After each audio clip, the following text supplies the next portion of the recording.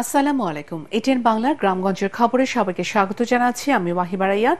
শুরুতেই বিআরবি কেবল সংবাদ শিরোনাম। নির্বাচিত সংস্কার কার্যক্রম বাস্তবায়ন করবে মন্তব্য রিজভীর। স্বৈরাচারের বিচার ও সংস্কার ছাড়া নির্বাচন জনগণ মেনে নেবে না বললেন জামাতের আমির। ৬ দফা দাবিতে আজও দেশের বিভিন্ন স্থানে বিক্ষোভ ও মানববন্ধন করেছে পলিটেকনিক ইনস্টিটিউটের শিক্ষার্থীরা।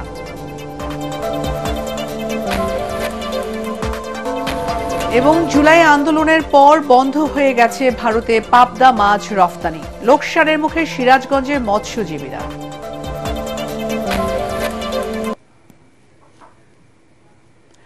শুনছিলেন বিআরবি কেবল সংবাদ শিরোনাম, এখন বিস্তারিত।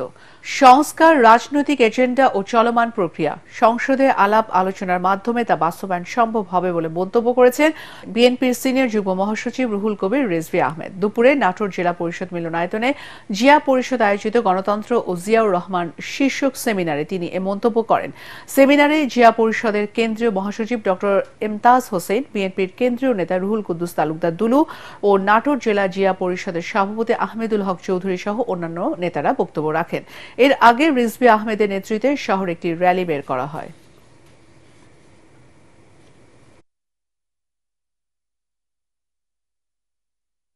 অন্তর্বর্তী সরকারের মধ্যেও কিছু কিছু উপদেষ্টা আছে, তারা কার পারপাস সাফ করছেন আমরা জানি না। বিভ্রান্তি তৈরি করার জন্য নানা কথা বলা হচ্ছে। সংস্কারের কথা আপনারা বলে শুধু বিএনপিকে বলতে চাচ্ছেন বিএনপি নাকি তড়িঘড়ি করে ক্ষমতা যেতে চায়। ৮ মাস তো হয়ে গেছে। সংস্কার করতে আর কত সময় লাগতে পারে? যারা এই নির্বাচনকে পিছানো, যারা নির্বাচনকে দেরি করানোর জন্য এই যে একটা চক্রান্ত করছে, আমি তাদের বলতে চাই বাংলাদেশের জনগণ চায় একটা স্বচ্ছ নির্বাচনের অপেক্ষা করছে। কারণ এই 4টা টার্ম বাংলাদেশের মানুষ ভোট দিতে পারে না।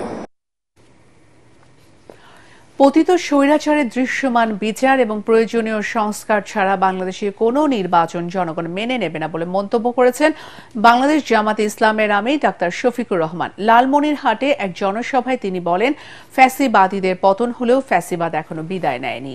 এ সময় চাঁদাবাজ আর দখলদারদের বিরুদ্ধে প্রতিরোধ গড়ে তোলার আহ্বান জানান তিনি। লালমনিরহাট প্রতিনিধি আনোয়ার স্বপনকে সাথে নিয়ে আরো জানাচ্ছেন মাজহারুল হক মুহাজির। আমার হাতীবান্ধা উপজেলায় অবস্থিত তিস্তা মহাপরিকল্পনা বাস্তবায়ন, আওয়ামী লীগের বিচার ও সংস্কার শেষে নির্বাচনের দাবিতে প্রথমবারের মতো দলীয় প্রধানের উপস্থিতিতে জনসভা করে লালমনিরহাট জেলা জামাত। এতে অংশ নিয়ে আমিরে জামাত ডাক্তার শফিকুর রহমান বলেন, খুনিদের বিচার ও প্রয়োজনীয় সংস্কার ছাড়া কোনো নির্বাচন মেনে নেবে না এদেশের জনগণ। চাঁদাবাজ ও দখলদারের বিরুদ্ধে ঐক্যবদ্ধ প্রতিরোধ গড়ে তোলার আহ্বানও জানান তিনি। যে কোনো নির্বাচনের আগে অবশ্যই দুটি কাজ সম্পন্ন করতে হবে। একটি হচ্ছে খুনিদের বিচার, এ বিচার দৃশ্যমান হতে হবে। আরেকটি হচ্ছে প্রয়োজনীয় সংস্কার। এই দুইটা ছাড়া বাংলাদেশের জনগণ কোনো নির্বাচন মেনে নেবে না। অতি দ্রুত তিস্তা মহাপরিকল্পনা বাস্তবায়ন করার দাবি জানিয়ে জামাত আমির বলেন, এদেশের মানুষ আর আধিপত্যবাদ দেখতে চায় না। ইন্ডিয়া আমাদের প্রতিবেশী দেশ, তাদের সাথে আমরা সম্প্রীতি এবং পারস্পরিক শ্রদ্ধা ও সমতার ভিত্তিতে আমরা প্রতিবেশী হিসেবে এখানে বসবাস করতে চাই। আমরা ভালো থাকলে তারা ভালো থাকবেন, আমাদের ভালো কেড়ে নিলে তারাও ভালো থাকবেন কিনা তাদেরকে চিন্তা করতে হবে। জামাত ক্ষমতায় গেলে নারী ও ভিন্ন ধর্মাবলম্বীদের সর্বোচ্চ নিরাপত্তা নিশ্চিত করবে বলেও জানান ডাক্তার শফিকুর রহমান। আমরা চুরি চামারি, কালো টাকার পেশি শক্তির প্রভাব যুক্ত নির্বাচন দেখতে চাই না। মাজহারুল হক মুহাজির, এটিএন বাংলা। নির্বাচনের জন্য অবশ্যই সমতল মাঠ।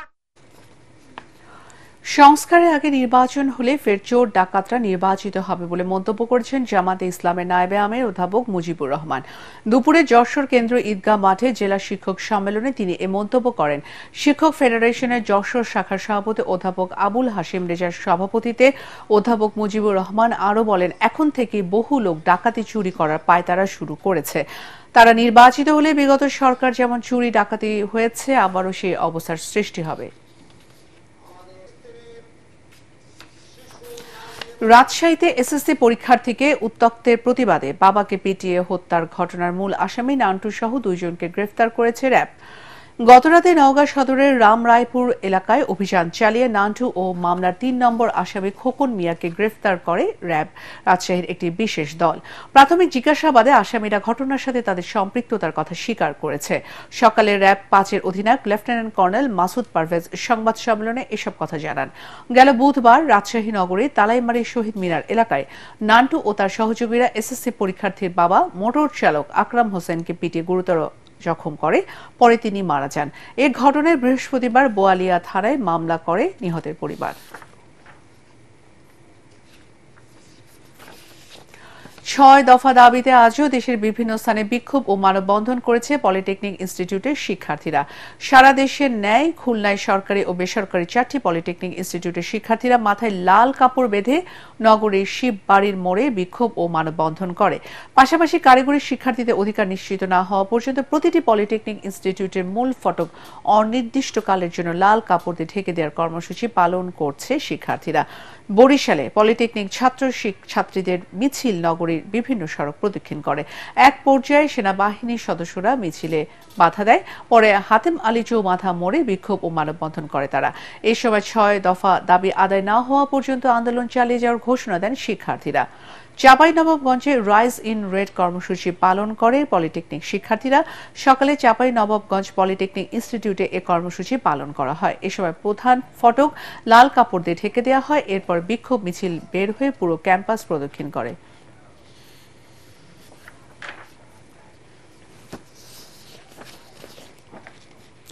সিরাজগঞ্জে উৎপাদিত পাবদা মাছ ভারতে রফতানি করে প্রচুর বৈদেশিক মুদ্রা অর্জিত হলেও গণ অভ্যুত্থানের পর মাছ রফতানি বন্ধ রয়েছে, ফলে বৈদেশিক মুদ্রা হারাচ্ছে দেশ।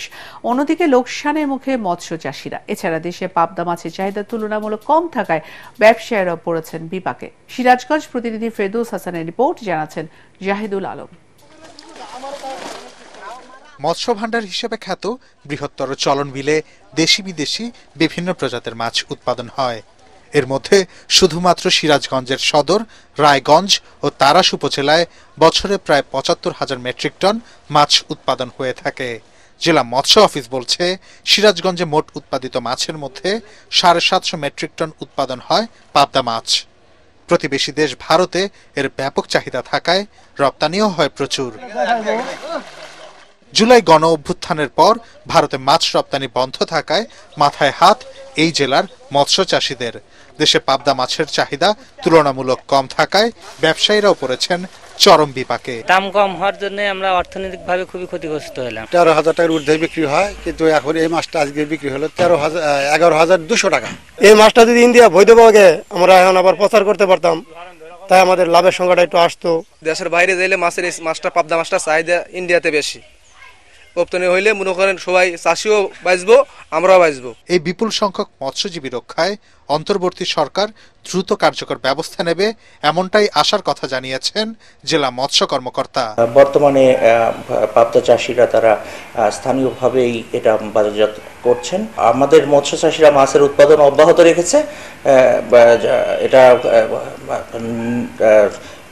নীতি নির্ধারণী বিষয়গুলো উপর থেকে জানানো হবে। বৈদেশিক মুদ্রা অর্জনের ক্ষেত্রে পাবদা মাছের ভূমিকা থাকায় সরকার বিকল্প বাজার খুঁজে বের করবে, এমনটাই প্রত্যাশা সংশ্লিষ্টদের। Bureau report, ATN Bangla. নাটোরের বড়াই গ্রামে নিজ কক্ষ থেকে আইনাল হক নামে এক যুবদল নেতার লাশ উদ্ধার করেছে পুলিশ। এলাকাবাসী জানায়, উপজেলার মাঝগাঁও ইউনিয়নের ৪ নম্বর ওয়ার্ড যুবদলের প্রচার সম্পাদক আইনাল হককে গত বুধবার থেকে বাইরে কোথাও দেখা যায়নি। আজ সকাল 10টার দিকে নটাবাড়িয়া গ্রামে তার নিজ বাড়ির দরজায় মরদেহ পড়ে থাকতে দেখে স্থানীয় লোকজন পুলিশে খবর দেয়। আইনাল হক নিজ কক্ষে একাই থাকতেন। খবর পেয়ে পুলিশ ঘটনাস্থলে গিয়ে এই মৃত্যুর কারণ অনুসন্ধান করছে বলে জানিয়েছেন বড়াইগ্রাম থানার ওসি মাহবুবুর রহমান। কালবৈশাখী ঝড়ে মেহেরপুরে ভুট্টার ব্যাপক ক্ষতি হয়েছে। গেল দুদিনের ঝড় বৃষ্টিতে নুয়ে পড়েছে বেশিরভাগ ক্ষেতের ভুট্টা গাছ। বৃহস্পতিবার মেহেরপুর জেলার বিভিন্ন এলাকার উপর দিয়ে ঘণ্টাব্যাপী কালবৈশাখী ঝড় বয়ে যায়। শুক্রবার দিনভর হালকা ঝোড়ো বাতাসের সাথে ছিল বজ্র বৃষ্টি। 2 দিনের এই ঝড় বৃষ্টিতে ফসলের মধ্যে সবচেয়ে বেশি ক্ষতির মুখে পড়েছে ভুট্টা। এতে ফলন বিপর্যয়ের আশঙ্কা করছে কৃষকরা। ক্ষয়ক্ষতির পরিমাণ নিরূপণে মাঠ পর্যায়ে কাজ করছেন উপসহকারী কৃষি কর্মকর্তারা। জেলা কৃষি সম্প্রসারণ অধিদপ্তর জানায়, চলতি মৌসুমে মেহেরপুরের 17,950 হেক্টর জমিতে ভুট্টার আবাদ করা হয়। একটি সেতুর অভাবে চরম দুর্ভোগে হবিগঞ্জের 4টি চা বাগানের শ্রমিক সহ 30 গ্রামের লাখো মানুষ। স্বাধীনতার 54 বছর পেরিয়ে গেলেও জেলার চুনারু ঘাটের সিরাজনগরে করাঙ্গি নদীর উপরে নির্মাণ হয়নি কোনো ব্রিজ। ফলে কৃষি অধ্যুষিত এলাকার উৎপাদিত বিভিন্ন সবজি পণ্য খেতেই নষ্ট হচ্ছে। 25 কিলোমিটার ঘুরে বাজারে যেতে হয় গ্রামবাসীকে। এ নিয়ে ক্ষোভের শেষ নেই এলাকাবাসীর। হবিগঞ্জ প্রতিনিধি আব্দুল হালিমের রিপোর্ট, জানাচ্ছেন শরীফুল ইসলাম। হবিগঞ্জের চুনারুঘাট উপজেলার সাটিয়াজুড়ি ইউনিয়নে প্রায় 30,000 মানুষের বসবাস, যেখানে আছে 4টি চা বাগান। কাজ করেন শত শত শ্রমিক। এই ইউনিয়নের মাঝ দিয়ে বয়ে গেছে খরস্রোতা নদী করাঙ্গি। পাহাড়ি এলাকায় অবস্থিত সিরাজনগর ও টিলাগাঁও অঞ্চলকে আলাদা করে রেখেছে এই নদী। করাঙ্গি নদীর ওপর ছোট্ট একটি ব্রিজের অভাবে এই 2 অঞ্চলের 30টি গ্রামের মানুষের দুর্ভোগের যেন শেষ নেই। বাঁশ ও কাঠের তৈরি সাঁকো বানিয়ে চলাচল করলেও সেটিও গেছে ভেঙে। স্থানীয় জনপ্রতিনিধিরা সেতু নির্মাণের আশ্বাস দিয়েও কথা রাখেননি কেউ। নদীর পূর্ব পারের গ্রামগুলোর লোকজনকে অনেক রাস্তা ঘুরে কামাইছড়া চা বাগান হয়ে যেতে হয় চুনারুঘাটে। বর্ষাকালে এই কষ্ট বাড়ে দ্বিগুণ। যোগাযোগ ব্যবস্থা না থাকার কারণে আমরা আসলে এই গ্রামটাও বলি তো মনে করি। এদিকে যদি আমরা হাইটে আসি, আমাদের গ্রাম থেকে ইউনিয়ন অফিস যেতে চাই 10 মিনিটে আমরা যাইতে পারি, কিন্তু এখন আমাদের ইউনিয়ন অফিস আসতে গেলে আমাদের বাড়ি থেকে প্রায় 1 ঘন্টা সময় লেগে যায়। করাঙ্গি নদীর পশ্চিম দিকের গ্রামগুলোর বাসিন্দাদেরও দীর্ঘ রাস্তা পেরিয়ে যেতে হয় শ্রীমঙ্গলে। এতে বেশি দুর্ভোগ গর্ভবতী মহিলাদের। কৃষি খামারের পণ্য হাটবাজারে নিতে বিড়ম্বনায় পড়েন কৃষকরা। আমরা এখান থেকে চুনারগড় যেতে ওই কামাইছড়া হয়ে শাইস্তাগঞ্জ হয়ে যেতে হয়, পুরো 1 দিন লাগে। আর এদিকে গেলে আমরা প্রায় 1 ঘন্টায় আমরা পৌঁছে যেতে পারি চুনারুঘাট। আমরা সরকারের কাছে এটাই চাইবো, এই ব্রিজটার কাজ যদি সরকার ত্বরান্বিত করে, এই সিরাজনগর গ্রামটা আশেপাশে 8-10টা গ্রাম আছে, যোগাযোগ ব্যবস্থা ভালো হবে। এই দুর্ভোগ কমাতে করাঙ্গি নদীর উপর একটি সেতু নির্মাণের আশ্বাস দিলেন হবিগঞ্জের নির্বাহী প্রকৌশলী। আমরা উক্ত ব্রিজটি নির্মাণ করার জন্য উপজেলা প্রকৌশলীকে অ্যাপ্রাইজাল ফরম্যাট পূরণ করার জন্য নির্দেশনা প্রদান করেছি।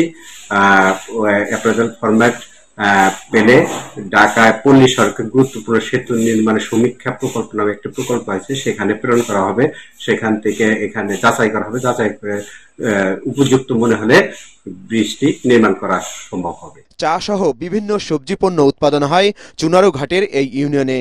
করাঙ্গি নদীর উপর একটি ব্রিজ হলে পণ্য উৎপাদন বাড়ার পাশাপাশি বদলে যেতে পারে প্রত্যন্ত অঞ্চলটির মানুষের জীবনযাত্রা। Bureau report, ATN Bangla. Dinajpur সদর উপজেলার ফাশিলা ডাঙ্গার মাঠে শুরু হয়েছে আরাফাত রহমান কোকো স্মৃতি আন্তর্জেলা ফুটবল টুর্নামেন্ট। উদ্বোধন করেন দিনাজপুর জেলা বিএনপির ভারপ্রাপ্ত সাধারণ সম্পাদক মুরাদ আহমেদ।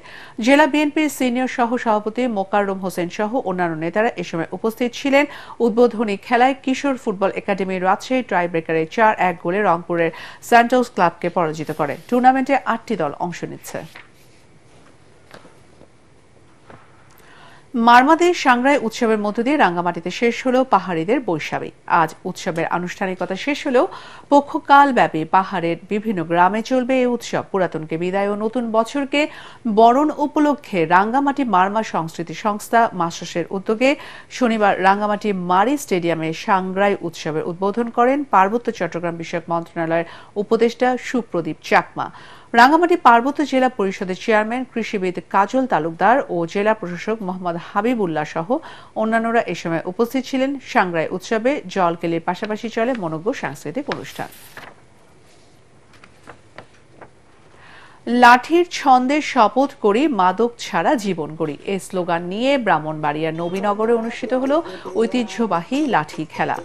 বাংলা নববর্ষের 1432 উদযাপন উপলক্ষে শুক্রবার বিকেলে উপজেলার কুড়িঘর গ্রামের আয়োজনে কুড়িঘর উচ্চ বিদ্যালয় মাঠে এ খেলা অনুষ্ঠিত হয়।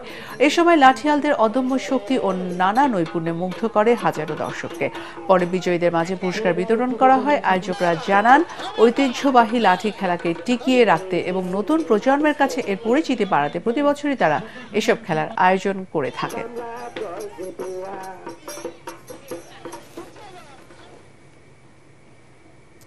পরবর্তী সংবাদ দেখার আমন্ত্রণ জানিয়ে এখনকার মতো শেষ করছি। এটিএন বাংলার সংবাদ ইউটিউবে দেখতে ব্রাউজ করুন youtube/ATN বাংলা নিউজ। ধন্যবাদ।